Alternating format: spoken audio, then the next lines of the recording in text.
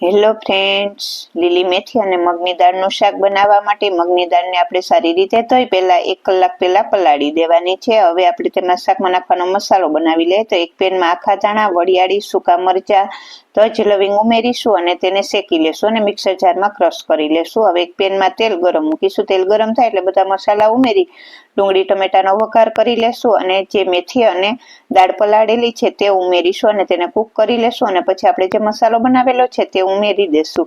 હવે આપણે મસાલા પરોઠા બનાવીશું. તેના માટે પહેલાં એક રોટલી વણી લેશું. તેમાં ઉપરથી ધાણા જીરું પાવડર, લાલ મરચું પાવડર, તેલ ઉમેરી તેને બધી બાજુથી લગાવી દેશું અને પછી પરોઠું વણી ઉપરથી લીલું મરચું અને ધાણા ભાજી ઉમેરી તેને શેકી લેશું. તો તૈયાર થઈ ગઈ છે મસ્ત મજાની લીલી મેથી અને મગની દાળનું શાક, મસાલા પરોઠા અને તેને મેં મસાલા દહીં સાથે સર્વ કરેલા છે.